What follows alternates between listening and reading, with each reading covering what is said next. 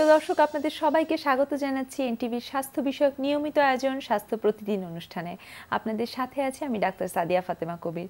দর্শক, আমরা যে বিষয়টি নিয়ে আলোচনা করব তা হলো অ্যান্টিবায়োটিক রেজিস্ট্যান্স ও তার বর্তমান প্রেক্ষাপট। এই বিষয়ে আলোচনা করার জন্য আমাদের স্টুডিওতে উপস্থিত থাকছেন এ বিষয়ের একজন বিশেষজ্ঞ। চলুন পরিচিত হই আমাদের আজকের অতিথির সাথে। ডাক্তার আবু সাইদ মোহাম্মদ মোসাদ্দেক 1970 সালের জানুয়ারিতে নওগাঁ জেলায় জন্মগ্রহণ করেন। তিনি 1994 সালে রাজশাহী মেডিকেল কলেজ থেকে এমবিবিএস ডিগ্রি অর্জন করেন। এরপর তিনি চিকিৎসা বিজ্ঞানে উচ্চতর এমফিল ডিগ্রি লাভ করেন। বর্তমানে তিনি উত্তরা আধুনিক মেডিকেল কলেজের ফার্মাকোলজি বিভাগের অধ্যাপক ও বিভাগীয় প্রধান হিসেবে কর্মরত আছেন। স্যার, আপনাকে স্বাগত জানাচ্ছি আমাদের অনুষ্ঠানে। এনটিভিকেও স্বাগত, আমাকে আমন্ত্রণ জানানোর জন্য। স্যার, আমাদের আজকের আলোচনার বিষয় যেহেতু অ্যান্টিবায়োটিক রেজিস্ট্যান্স ও বর্তমান প্রেক্ষাপট, আমি প্রথমে একটু জানতে চাইবো যে অ্যান্টিবায়োটিক রেজিস্ট্যান্স বলতে আমরা কি বুঝি? অ্যান্টিবায়োটিক রেজিস্ট্যান্স একটা সিম্পল জিনিস। যখন আমরা অ্যান্টিবায়োটিক কোনো রোগ সংক্রমণের চিকিৎসার জন্য দেই, তখন ব্যাকটেরিয়া তখন নিজেকে পরিবর্তন করে ফেলে। পরিবর্তন করার ফলে সেই অ্যান্টিবায়োটিকের কার্যকারিতা কমে যায় এবং ব্যাকটেরিয়াটা অনেক দিন বেঁচে থাকে এবং নতুন নতুন রোগ সংক্রমণ করে থাকে, যার চিকিৎসা করা সত্যি অনেক দূরও হয়ে যায়। এটাকেই অ্যান্টিবায়োটিক রেজিস্ট্যান্স বলে। আচ্ছা স্যার, এই যে অ্যান্টিবায়োটিক রেজিস্ট্যান্স, এটা কেন হচ্ছে বা কিভাবে হচ্ছে? একটা জিনিস হতে পারে যে অ্যান্টিবায়োটিক যখন দেওয়া হচ্ছে তখন আমি আগেও বলেছি যে ব্যাকটেরিয়া তাকে পরিবর্তন করে ফেলে। পরিবর্তন করার ফলে অ্যান্টিবায়োটিকটা কাজ করে না। এই পরিবর্তনটা যেভাবে হয়ে থাকে সেটা হচ্ছে মলিকুলার মেকানিজমের মাধ্যমে। সেটা যেমন জেনেটিক সিকোয়েন্সটা চেঞ্জ করে ফেলে, জিনে পরিবর্তন করে ফেলে, অথবা ব্যাকটেরিয়া তার অন্য কোনো প্রজাতি থেকে নতুন জিন নিয়ে নিজেকে ওই অ্যান্টিবায়োটিকের বিরুদ্ধে প্রতিরোধ গড়ে তোলে। আর অন্যভাবে যদি আমরা দর্শকের জন্য সাধারণভাবে আমরা যদি বলি, অ্যান্টিবায়োটিক যখন ব্যবহার করা হয়ে থাকে, জীবাণু তার এগেনস্টে একটা এনজাইম তৈরি করতে, যা ওই ব্যাকটেরিয়া ওই অ্যান্টিবায়োটিকটাকেই ভেঙে ফেলে। তার ফলে আর অ্যান্টিবায়োটিক কাজ করতে পারে না। অথবা অ্যান্টিবায়োটিক যখন ব্যবহার করা হয়ে থাকে তখন সেখানে ব্যাকটেরিয়ার কোষের মধ্যে অ্যান্টিবায়োটিকটা কম প্রবেশ করতে পারে অথবা নাও প্রবেশ করতে পারে। আচ্ছা, এইরকম আরও কিছু কারণ আছে যার জন্য অ্যান্টিবায়োটিক রেজিস্ট্যান্স ডেভেলপ করে। আচ্ছা স্যার, এই যে অ্যান্টিবায়োটিক রেজিস্ট্যান্স এখন শোনা যাচ্ছে যে বাংলাদেশে এবং সামগ্রিক বিশ্বেও যে এটা যে বিস্তার লাভ করছে, এই বিস্তারটা কেন লাভ করছে? এই বিস্তারটা লাভ করার জন্য এখন বাংলাদেশের প্রেক্ষাপটে যদি আমি বলি, তাহলে প্রধান কারণটা হচ্ছে অযৌক্তিক অপ্রয়োজনীয় ব্যবহার অ্যান্টিবায়োটিকের। যেখানে দরকার নেই সেখানে অ্যান্টিবায়োটিক আমাদের ব্যবহার হচ্ছে। আর একটা কারণ যেটা হতে পারে, যেটা হচ্ছে যে অ্যান্টিবায়োটিকের আমি যখন ওষুধের দোকানে যাচ্ছি, ওষুধের দোকানদার আমাকে অ্যান্টিবায়োটিক দিচ্ছে। এই যে এইভাবে ব্যবহারটা, এইভাবে পাওয়াটা, এই যে ফ্রিলি যেটা পাচ্ছি আমি অ্যান্টিবায়োটিক ওষুধের দোকান থেকে, সেটা একটা বিরাট কারণ। অনভিজ্ঞ এবং অজ্ঞ ব্যবহার। হ্যাঁ, অজ্ঞ ব্যবহার। আচ্ছা, যেখানে দরকার নেই সেখানেও ব্যবহার। আচ্ছা স্যার, বিশ্বব্যাপী বিস্তার লাভের কারণ কি এগুলোই? বিশ্বব্যাপী বিস্তার লাভের কারণও এটা। তার সাথে সাথে আরও যেটা WHO, বিশ্ব স্বাস্থ্য সংস্থা যেটা বলেছে, সেটা হচ্ছে এটা একটা কারণ, অযৌক্তিক অপ্রয়োজনীয় ব্যবহার। যদি হসপিটাল এবং ক্লিনিকের অপরিচ্ছন্নতা, ত্রুটিপূর্ণ স্বাস্থ্যবিধি। আর একটা জিনিস আছে যেটা হচ্ছে মানবদেহের ক্ষেত্রে না, কৃষিক্ষেত্রে এবং পশু ক্ষেত্রে অ্যান্টিবায়োটিকের অযাচিত ব্যবহার। আবার তারপরে যেটা হচ্ছে যে অ্যান্টিবায়োটিক যখন আমরা ব্যবহার করছি, সেটা রোগ সংক্রমণের জন্য ব্যবহার করি, তখন দেখা যাচ্ছে অ্যান্টিবায়োটিক যতদিন ব্যবহার করার জন্য একজন চিকিৎসক নির্দেশনা দিয়েছে তা না করা, আবার একটু ভালো হয়ে গেছে আমি অ্যান্টিবায়োটিক ব্যবহার বন্ধ করে দিলাম। এই জিনিসটা খুবই গুরুত্বপূর্ণ। এগুলোই কারণ। স্যার, অ্যান্টিবায়োটিক রেজিস্ট্যান্সের যে বর্তমানে বাংলাদেশের প্রেক্ষাপটটা কি? বাংলাদেশে এখানে একটা জিনিস, যে বাংলাদেশে কোনো জাতীয় এরকমভাবে তথ্য নাই। আচ্ছা, যে ক্ষুদ্র ক্ষুদ্র কিছু তথ্য আছে, যেমন আমাদের নিজস্বই কিছু একটা পরীক্ষা আছে, আমরা একটা পরীক্ষা করেছি আমাদের কলেজে, সেখানেও দেখা গেছে যে অ্যান্টিবায়োটিক রেজিস্ট্যান্সের কতগুলো খুবই ভয়াবহ অবস্থা। কিন্তু জাতীয় তথ্য ভাণ্ডার অথবা তথ্য সংরক্ষণের কোনো এখন পর্যন্ত কোনো সেরকমভাবে তৈরি হয় নাই। আচ্ছা, এটা তো একটা ব্যর্থতা বলা যেতে পারে। অবশ্যই এটা আমাদের সামনে আগিয়ে নিতে হবে এটাকে। আচ্ছা স্যার, তাহলে সেই ক্ষেত্রে বর্তমান প্রেক্ষাপট সম্পর্কে যদি আমরা জানতে চাই, তাহলে সামগ্রিকভাবে বাংলাদেশের ক্ষেত্রে আপনার মতামত কি থাকবে, যে অ্যান্টিবায়োটিক রেজিস্ট্যান্সের যদি বর্তমান বাংলাদেশের প্রেক্ষাপটটা আমরা জানতে চাই? আমি এক্ষেত্রে একটু গ্লোবালের একটা জিনিসই আমি বলবো। গ্লোবালি আপনার অ্যান্টিবায়োটিক রেজিস্ট্যান্সের জন্য প্রত্যেক বৎসর 7 লাখ লোক মারা যায়। আচ্ছা। তার মধ্যে ইউরোপে শুধু 23,000 আর উত্তর আমেরিকার 25,000। আচ্ছা। আর এরপরে যতটুকু থাকে সেটা আফ্রিকা এবং এশিয়া মহাদেশে। আচ্ছা। তাহলে দুইটাই অন্যতম মহাদেশ। আমার মনে করি যে এইখানেই মেজর ডেথগুলো হচ্ছে, মারা যাচ্ছে রোগীগুলো অ্যান্টিবায়োটিক রেজিস্ট্যান্সের জন্য। আচ্ছা স্যার, এই যে আপনি বললেন যে অ্যান্টিবায়োটিক রেজিস্ট্যান্সের জন্য যে বছরে 7 লাখ রোগী মারা যাচ্ছে, স্যার এই যে মৃত্যু হার তো বৃদ্ধি পেয়েছে আগের তুলনায়। হ্যাঁ, আগের থেকে বৃদ্ধি পাচ্ছে। তবে স্যার, তাহলে স্যার আমি যদি জানতে চাই যে এই বৃদ্ধি প্রাপ্তির কারণটা কি? এই বৃদ্ধি প্রাপ্তির কারণ আবার আমি যদি বলি যে অযাচিতভাবে অ্যান্টিবায়োটিকের ব্যবহার প্রথম কারণ। আবার আরেকটা জিনিসও আমরা যেটা বলা হয় না, যে যেটা নতুন অ্যান্টিবায়োটিকের আবিষ্কার না হওয়া। আচ্ছা। তার সাথে সাথে আমি কিছুক্ষণ আগে যেটা বলেছি যে ত্রুটিপূর্ণ স্বাস্থ্যবিধি, অ্যান্টিবায়োটিকের অযাচিত ব্যবহার, তারপরে অপরিচ্ছন্নতা, কৃষি এবং পশুপালন ক্ষেত্রে অ্যান্টিবায়োটিকের অযাচিত ব্যবহার। আচ্ছা স্যার, এই যে অ্যান্টিবায়োটিক রেজিস্ট্যান্স, তার মানে তো বেশ দ্রুত এবং খুব ভয়াবহ একটা আকার ধারণ করতে চলেছে। তো স্যার ভবিষ্যতে এ সম্পর্কে কি কি সমস্যা হতে পারে? এখানে আমি ব্রিটিশ অর্থনীতিবিদ জিম ওনিল 2014 সালের ডিসেম্বরে একটা সমীক্ষা উনি প্রকাশ করেছেন যে যদি এই অবস্থা চলতে থাকে তাহলে 2050 সালে অ্যান্টিবায়োটিক রেজিস্ট্যান্সের ইনফেকশনের জন্য 1 কোটি লোক মারা যাবে সারা পৃথিবীতে প্রত্যেক বৎসর। তার মধ্যে যদি আমরা চিন্তা করি তাহলে এশিয়া মহাদেশে 47,50,000 লোক মারা যাবে। সেইটার একটা সদস্য দেশ হিসাবে আমাদের দেশেও ভয়াবহ আকার ধারণ করবে। আচ্ছা স্যার, তাহলে 2050 সাল নাগাদ যেহেতু আমরা একটা মোটামুটি হিসাব জেনেছি, এই ক্ষেত্রে ঠিক এর পরবর্তীতে কি কি ভয়ঙ্কর, কি ধরনের ভয়াবহ পরিস্থিতি আমরা মুখোমুখি হতে পারি, সে সম্পর্কে কি কোনো কিছু জানা গেছে কিনা? সে সম্পর্কে এখন বলতে হবে পেনিসিলিন যখন প্রথম আবিষ্কার হয়েছিল তখন স্যার আলেকজান্ডার ফ্লেমিং বলছিলেন যে এটা একটা মিরাকল ড্রাগ, ম্যাজিক ড্রাগ।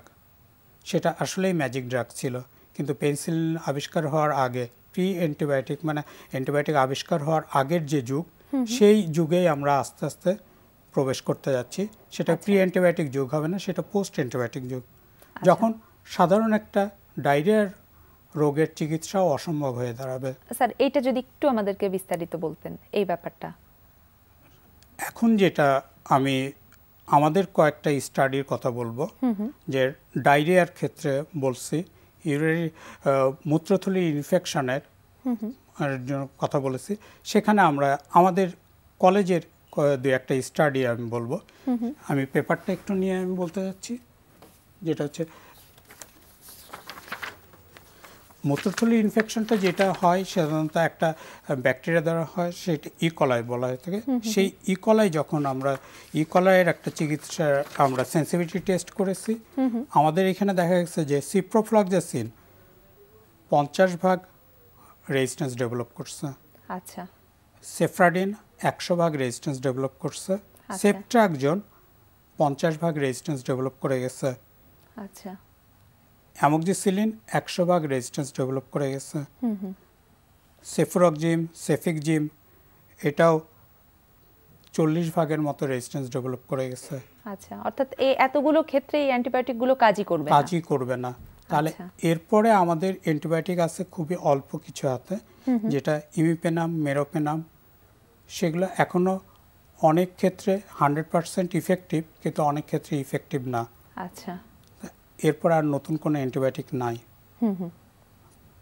সাধারণ রোগের চিকিৎসাতে যদি এই অবস্থা হয় তাহলে জটিল রোগের ক্ষেত্রে কি অবস্থা হবে সেটা বোঝাই যাচ্ছে। স্যার, অ্যান্টিবায়োটিক রেজিস্ট্যান্স নিয়ে আসলে আমাদের আরো অনেক প্রশ্ন আছে, অনেক কিছু জানার আছে, সে সব সম্পর্কে আগামীকাল আমরা জানবো। স্যার, আপনাকে অনেক ধন্যবাদ আজ এতগুলো গুরুত্বপূর্ণ তথ্য আমাদের জানানোর জন্য। আপনাকেও ধন্যবাদ, এনটিভিকে আবার ধন্যবাদ জানাচ্ছি। প্রিয় দর্শক, অ্যান্টিবায়োটিক রেজিস্ট্যান্স ও তার বর্তমান প্রেক্ষাপট সম্পর্কে জেনে নিলাম বেশ কিছু গুরুত্বপূর্ণ তথ্য, তবে জানার আরও অনেক কিছু বাকি আছে, সে সম্পর্কে আমরা জেনে নেব আগামীকাল। দর্শক, অনুষ্ঠানের এ পর্যায়ে নিয়ে নিচ্ছি ছোট্ট বিরতি, কোথাও যাবেন না, আমাদের সাথেই থাকুন। প্রিয় দর্শক, বিরতির পর আবারও স্বাগত জানাচ্ছি স্বাস্থ্য প্রতিদিনে। এবারে থাকছে আপনাদের জন্য আমাদের নিয়মিত আয়োজন সুস্থ দেহ সুস্থ মন। আজকের এপিসোডে আমরা যেটা দেখব স্ট্যাবিলিটি বল দিয়ে কিভাবে সুইমিং করা যায়। সবাই তো শিশুরা বা বড়রাও মনে করে যে হ্যাঁ সুইমিং করতে গেলে কি হবে, পানি লাগবে না। তো আমরা আজকে দেখব যে কিভাবে বাতাসে বল দিয়েও সুইমিং করা যায় এবং সুইমিং করার যে উপকারিতাগুলো সেগুলো কিভাবে পানি ছাড়াই করে সেই উপকারিতাগুলো পাওয়া যায়।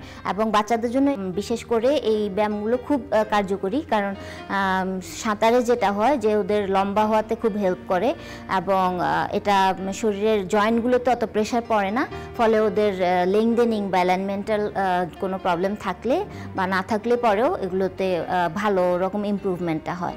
তো এখানে আমাকে হেল্প করবে লিও।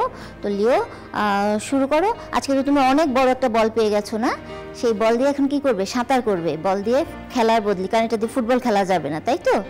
তো শুরু করো। ওকে, নাইস। এখন আমরা দেখবো যে প্রথমে সাঁতার শিখতে গেলে একটা শিশু কি করে, প্রথমে পানারে। Okay, single leg up, nice, and stay balanced, good. Okay, and now double leg. হ্যাঁ, তখন কিন্তু আমরা যেটা দেখবো যে ব্যালেন্সটা কিন্তু অনেকটুকু কোর মাসেলের উপরে। হ্যাঁ, কোর মাসেলটা এখানটা স্ট্রং রেখে তাকে করতে হচ্ছে, বলে ব্যালেন্সটা করতে হচ্ছে। ওকে, ফাইন, শুরু করো।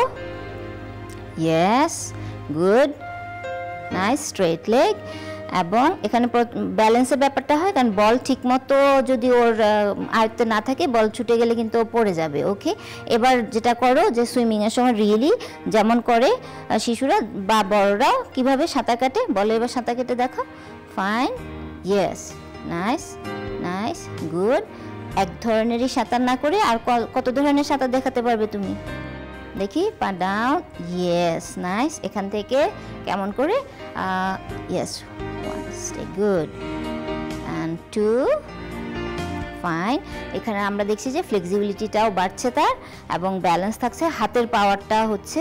And last one, good. Okay, up লিও, আস্তে আস্তে। তো তুমি তো বলেই সাঁতার পেরে গেলে, তুমি কি পানিতেও সাঁতার পারো? হ্যাঁ, শিশুদের কিন্তু সাঁতারটা খুব ভালো একটা ব্যায়াম, এবং যাদের এই অপশনটা নেই যে সুইমিং পুলে যেতে পারছেন না, তারা কিন্তু বলের উপরে এই ব্যায়ামগুলো করলে পরেও মোটামুটি 80% আপনারা সেই ধরনের উপকারগুলো ওদেরকে পেতে দিতে সুযোগটা দিতে পারেন। খালি খেয়াল করতে হবে যে ব্যালেন্সটা রাখার জন্য যেন চারপাশে ধারালো কোনো কিছু না থাকে যে শিশু পড়ে যেতে পারে বা ব্যথা পেতে পারে, আর বড় একজন কেউ যেন থাকে। এবং আশা করি যে এই ব্যায়ামগুলো করলে শিশুরা খুব আনন্দ পাবে এবং ওদের উপকারগুলো সঠিকভাবে হবে। প্রিয় দর্শক, হঠাৎ করে কেউ অজ্ঞান হয়ে গেলে চিকিৎসকের শরণাপন্ন হবার পূর্বে কি কি করবেন, চলুন সে সম্পর্কে জেনে নেওয়া যাক একজন চিকিৎসকের কাছ থেকে। হঠাৎ করে অজ্ঞান হয়ে যাওয়ার বিভিন্ন কারণ থাকতে পারে, যেমন মাথায় রক্ত সাপ্লাই কমে যাওয়া, শরীরে গ্লুকোজের পরিমাণ কমে যাওয়া, অথবা হঠাৎ করে ভয় পেলে। হঠাৎ করে অজ্ঞান হয়ে যাওয়া একটা রোগীর ব্যাপারে যেটা করণীয় সেটা হচ্ছে তৎক্ষণাৎ তাকে একটা পরিষ্কার জায়গায় শোয়াই দিতে হবে। শোয়াই দিয়ে প্রথমেই পা দুটো উঁচু করে দিতে হবে, পায়ের নিচে একটা সাপোর্ট দিয়ে পা দুটো উঁচু করে দিতে হবে।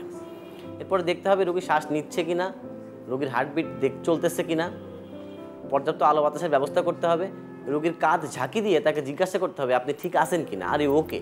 এরপরে রোগীর শরীরের টাইট কাপড় চোপড়গুলোকে যদি ঢিলা করে দেওয়া যায়, এবং এক্ষেত্রে সাধারণত আমরা যেটা করি রোগীর অজ্ঞান হওয়ার কারণ অনুসন্ধান করে সেই অনুযায়ী চিকিৎসা দিই। উপস্থিত আশেপাশে যারা থাকবেন তাদের যেটা করণীয় সেটা হচ্ছে যে ওই মুহূর্তে রোগীকে চিকিৎসকের কাছে নিয়ে যাওয়া, পার্শ্ববর্তী হাসপাতালে নিয়ে যাওয়া। আর যদি জানা থাকে যে রোগী ডায়াবেটিক আগে থেকে জানা থাকে, সেক্ষেত্রে জ্ঞান ফেরার সাথে সাথে মুখে চিনির শরবত অথবা আগেই যদি ব্যবস্থা করা যায় শিরায় গ্লুকোজ স্যালাইন দিতে হবে। প্রিয় দর্শক, এবারে থাকছে আপনাদের জন্য আমাদের আজকের হেলথ টিপস। যারা চোখে কন্টাক্ট লেন্স ব্যবহার করেন তারা কখনো লেন্স পরা অবস্থায় সুইমিং পুলে সাঁতার কাটবেন না, কারণ সুইমিং পুলের পানি অনেকে ব্যবহার করেন বলে এখান থেকে চোখে ভাইরাল ইনফেকশন হতে পারে। আবার পানির ক্লোরিনের কারণে আপনার কন্টাক্ট লেন্স নষ্ট হয়ে যেতে পারে। প্রিয় দর্শক, আমাদের অনুষ্ঠান সম্পর্কে যদি আপনাদের কিছু জানার থাকে অথবা আমাদের অনুষ্ঠান সম্পর্কে আপনার যে কোনো মতামত বা পরামর্শ লিখে পাঠাতে পারেন এই ঠিকানায়। প্রযোজক স্বাস্থ্য প্রতিদিন, এনটিভি, বিএসসিসি ভবন, 7 তলা, 102 কাজী নজরুল ইসলাম এভিনিউ, কারণ বাজার, ঢাকা 1215। ফ্যাক্স 914338 থেকে 7 পর্যন্ত, অথবা ইমেইল করুন স্বাস্থ্যপ্রতিদিন@ntvbd.com এই ঠিকানায়। প্রিয় দর্শক, স্বাস্থ্য প্রতিদিনের আগামী পর্বে আপনাদের জন্য যা থাকছে: অ্যান্টিবায়োটিক যখন যেখানে দরকার তখন সেখানেই শুধু চিকিৎসক ব্যবহার করবেন। যেমন আপনাকে সাধারণ যদি বলি,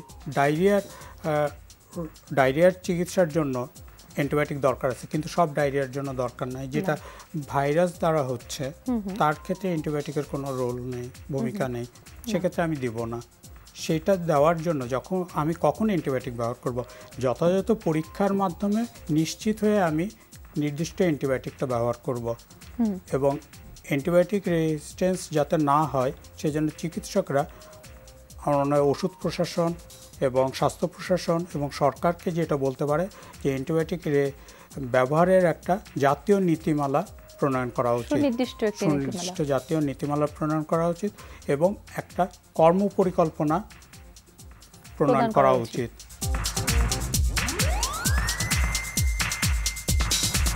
প্রিয় দর্শক, বিশ্বের যে কোনো প্রান্ত থেকে যে কোনো সময়ে আপনার প্রিয় স্বাস্থ্য প্রতিদিন অনুষ্ঠান দেখতে ভিজিট করুন আমাদের পূর্ণাঙ্গ ওয়েব পোর্টাল www.ntvbd.com। দর্শক, আজ এ পর্যন্তই। সবাই ভালো থাকুন, সুস্থ থাকুন, এনটিভির সাথেই থাকুন।